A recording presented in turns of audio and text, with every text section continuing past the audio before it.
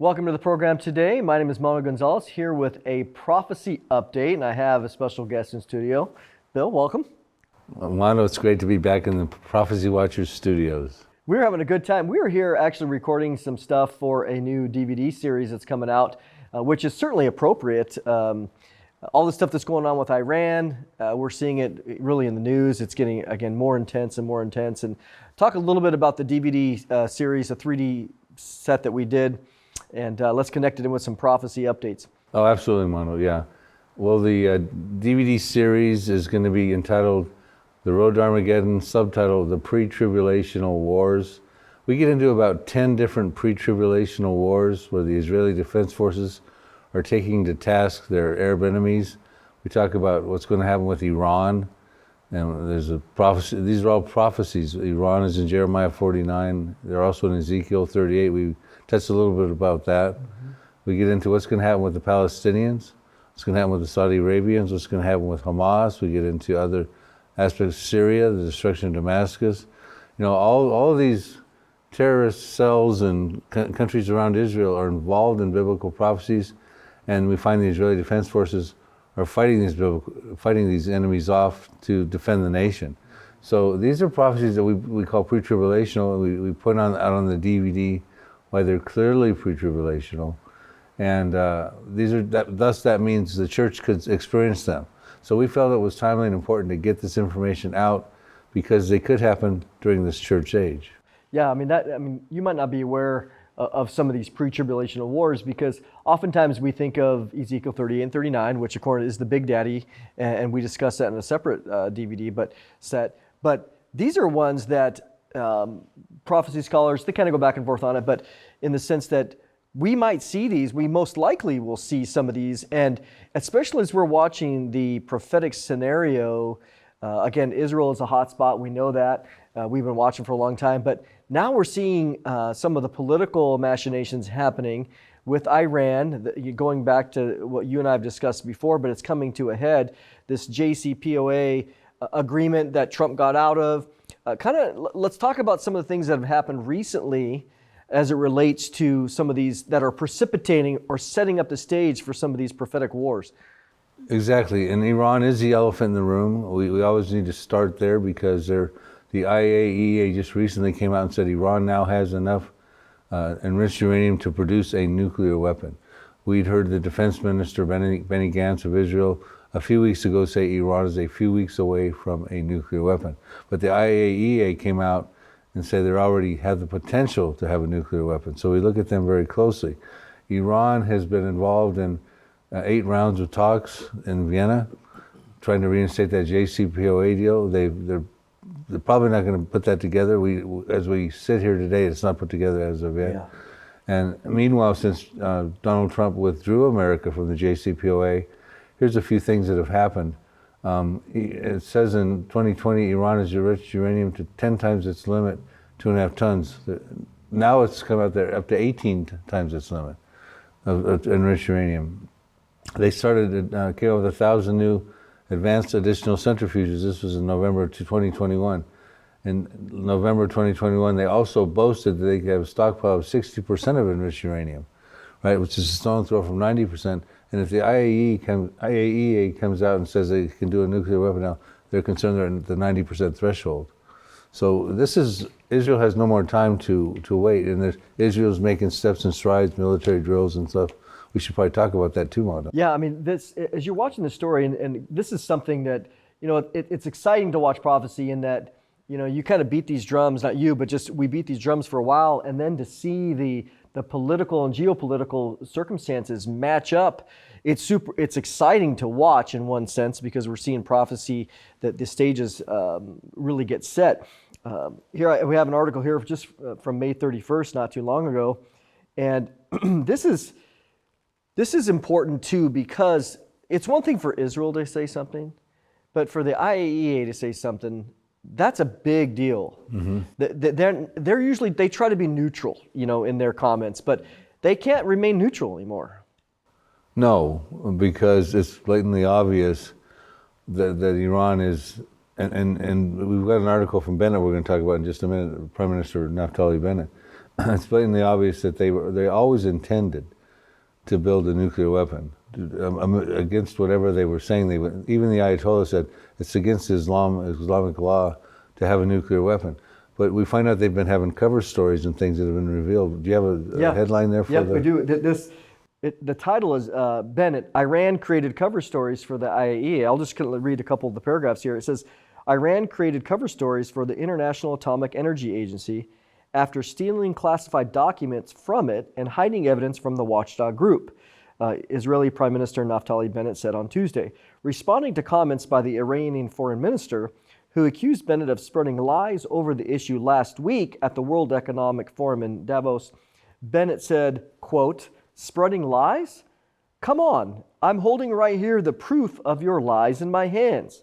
You see, after Iran stole classified documents from the UN's Atomic Agency, Iran used that information to figure out what the agency was hoping to find out, and then created cover stories and hid evidence to evade their nuclear probes. So how do we know this? Because we got our hands on Iran's deception plan a few years back. And it's right here in my hands. Here it is in the Persian language, hundreds of pages marked with the stamp of Iran's Ministry of Intelligence. There are even some handwritten notes on the documents by senior Iranian officials like this one. So let's give them the background here, Bill.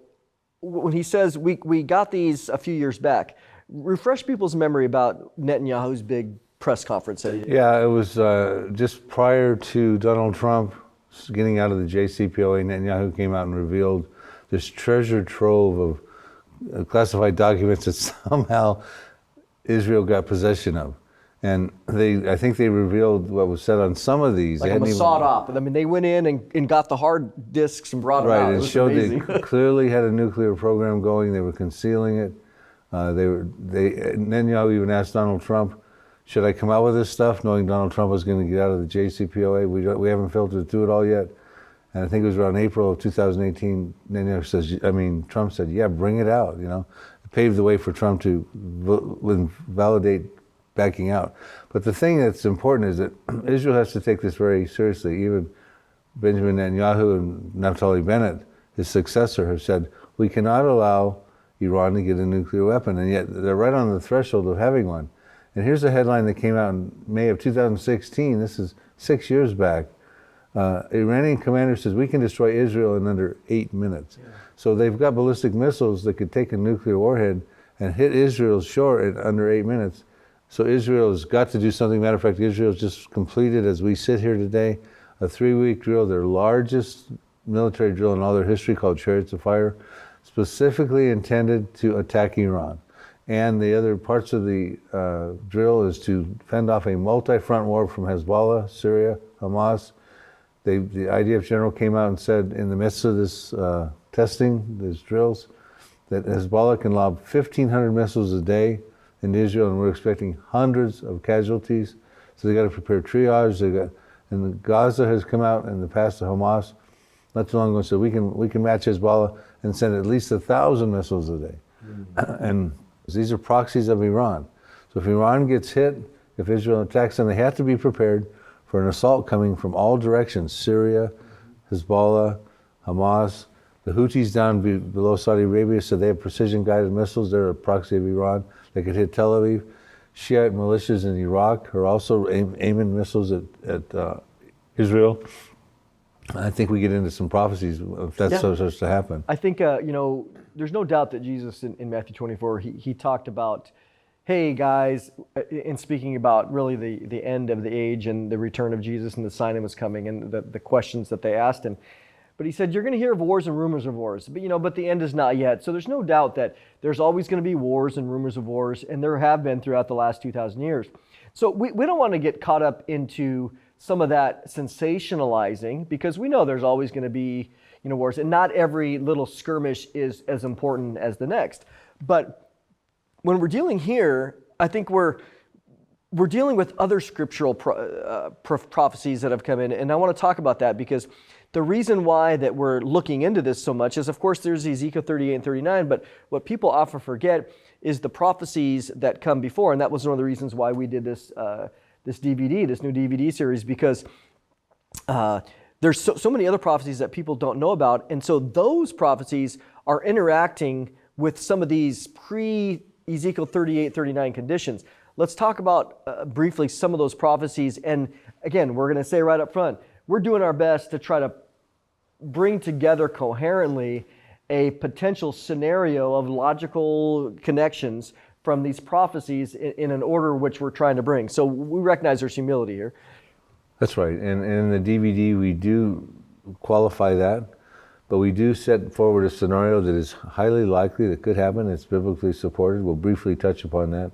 If Israel strikes Iran, that could fulfill a prophecy in Jeremiah chapter 49, dealing with Elam, chapter 49, verses 34 through 39. It seems to be a nuclear disaster. We cover that in the DVD. Now, that's separate from Ezekiel 38. Iran is also in Ezekiel 38, so the subject of dual end times prophecies. If Iran gets struck, they're not going to play possum. They're going to call in their proxies, and we see missiles coming in from the proxies. And all those proxies are also in biblical prophecies, and one namely is Syria. So Israel gets hit. It looks like they get hit kind of hard according to Isaiah 17, verses 4 through 6. And it says in that scenario, in that day, Damascus will be destroyed, the Syrian capital city, Isaiah 17:1. So Israel has to respond. They take out a city. Verse 9 of Isaiah 17 says, the desolation is caused by the children of Israel. And Isaiah 17, verse 14 says, it happens overnight. One night you see Damascus. In the morning he is no more. This is a portion of those who rob us and plunder us, meaning in self-defense, backs against the wall, missiles flying from all different directions, more than likely, Israel has to act out. And they'd probably take a nuclear weapon and destroy the Damascus, the oldest continuous inhabited city in recorded history. So that, I think, then would segue to like the other Arab states going, wow, maybe Beirut's next, maybe Amman Jordan's next. Now's the time. Well, Amman Jordan turns out to be next. There's prophecies we get into in the DVD about Amman Jordan being destroyed, becoming a desolate mound. I mean, it's sort of like a desolate mound. It says a desolate mound. Alarm of war, it becomes a desolate mound, and Israel takes possession of its inheritance, IDF. So Defense Forces. I want to jump in here for a second because I want to ask you, when we think about, when you see what's going on with this latest Israel exercise, they spent a few weeks on it and they've already funded it, the $1.5 billion of funding that the Knesset approved not too long ago. So you mentioned earlier, just off camera, that they talked about some of the training was some of the triage as well as this expectation of having casualties. Talk about that. Yeah, the IDF generals said they do expect casualties. And I think we see that in the destruction of Damascus in that war, Isaiah 17, 4 through 6 talks about it feels like Israel takes a hit. It says, in that day, the glory of Jacob, Israel will fade. His flesh will become lean. So we see an Israel that maybe gets hurt by all this stuff going on. They can't withstand this onslaught that's coming. So let me summarize for a second. So this onslaught is in response, potentially, to Israel finally, they've been talking about it for years. The point of no return has come, and they're going to take out the nuclear reactors in the area of Elam, which, southwestern Iran, right on the coast there. They are finally said, we can't do it. The red line has come. Mm-hmm. And then Iran through itself as well as its proxies, they respond, which causes these casualties. So Israel knows we're going to take some casualties, but we have to risk those in order to stop Iran's nuclear program. Would that be fair? Yeah, it appears they do take some casualties, and they really have no choice about that because their defense systems, Iron Dome, et cetera, will not be able to stop that massive an onslaught. Matter of fact, in the drill they're doing, the Chariots of Fire drill, they're doing a lot of the prep work in the island of Crete over there. And they're actually practicing if they have to go into Lebanon and do a ground invasion in Lebanon, taking the battle away from their soil, kind of fighting it over another... moving the line back. In Lebanon. Mm-hmm. No, this is a very comprehensive drill, preparing for something now that we could wake up and see happen real soon, leading to a whole series of domino effects of biblical prophecies that go from Iran being hit hard, Damascus being destroyed, Jordan being toppled in Jeremiah chapter 49, verse 2, maybe leading to the major, bigger conflict with all those countries in Psalm 83, this sort of thing. So I think we're right on the cusp of seeing biblical wars that have prophetic implications coming at us, and the church is still here, Mondo. Yeah, I mean, that's super important, because as we think about this, what we're trying to do is, again, the goal is to be educated as well as to evangelize. And there's these other scriptures that Bill has done his homework on, again, as he's mentioning, Isaiah 17, Jeremiah 49, Ezekiel 25. There's a lot of these things, Psalm 83, that are laying the foundation for these wars that we most likely are going to see, and it creates an opportunity for us to go on the record in advance and then to say, hey guys, this is a great way to say, hey family, friends, the Bible predicted this. Talk a little bit in our last few minutes here in this update. Politically speaking, again, we're not conservative nor Democrat. We're looking at things biblically. So regardless of whether it's Trump or anybody else, we don't really care about that. But biblically speaking, this administration or any administration is making decisions that are either going to contribute to this scenario, or they're going to, reverse it or stop it. Talk about what you see in the current administration and how they're pretty much contributing, throwing fuel on the fire of what's happening here. Right. There's concerns among members of the Abraham Accord, Saudi Arabia, elsewhere, with the Biden administration, because they don't see the same sort of backing that they had with Donald Trump. Matter of fact, Saudi Arabia has met with Iran 4 different times since Biden's been president in Iraq. The UAE, who's a member of the Abraham Accords, has gone to Tehran in December of 2021. And a diplomat from Tehran actually came to a funeral, high-ranking funeral in UAE. Now these are Sunni countries, Saudi Arabia and UAE. Iraq is Shiite, so it's like oil mixing with water. Yeah. But they don't feel comfortable that, that apart from Israel maybe attacking Iran, and they're not really friends of Israel. Not really. But they don't feel comfortable like they did with Donald Trump, per se. There was strength there, yeah. That they would be back. They saw what happened in Afghanistan. They're seeing what's going on in Ukraine. And they're taking matters into their own hands to protect their own national interests. Matter of fact, as we sit here and speak, Lavrov, a Russian diplomat, is meeting with some of the Gulf cooperative countries, UAE and Bahrain. So the whole dynamics have shifted now. And Israel is just they realize we're on our own, And they have some ability to fly over Saudi airspace through negotiations they did in the past to attack Iran. But, they're very much on their own. They don't suspect to put a coalition together. There may be a preemptive thing they have to do, and it looks like it's coming pretty quick. Yeah, I mean, let's not forget our history in the sense that when you go back to the 6-Day War, June 5th of 1967, Israel felt threatened, and they've said over and over that if they feel existentially threatened, they will preempt attack. And that's how the 1967 war started. They preemptively attacked Egypt and really wiped out their Air Force in a matter of hours, because Egypt had been pushing troops over, really up to Israel's border. And they said, kind of like how we watched Russia completely circle Ukraine. I mean, countries don't spend the money to do this for no reason, and Israel knows that. And so they're not immune. There's precedent for them preemptively striking. Absolutely. They call it the Begin principle. Menachem Begin was the first Likud leader in the late 1970s, and he had to make a decision to take out the Osirak nuclear reactor in Iraq, which he did on the anniversary of June 6, 1967, and 1981 on June 6. They preemptively, without a coalition, against a lot of advice from his advisors, the Western world would come against you, the Arab world would come against you. They preemptively took out the Osirak nuclear reactor in Iraq. They did it again in, I think it was 2007, in Syria. They preemptively took out the Al-Kabar nuclear reactor, no coalition. So they have a precedent for preemptively moving forward, taking out nuclear scenarios without a coalition. And I think that precedent, these prime ministers know this Begin principle, Menachem Begin's principle. Well, one of the reasons why, this is a prophecy update, but be on the lookout for this new DVD set that we're producing, because we felt that it was so important that the church, who again, most likely will see at least potentially some of these these wars to be equipped and to be prepared. I mean, any final thoughts here on our prophecy? Yeah, and you made an important point. We could see now the rapture, of course, is the thing that we can't predict when that's going to happen.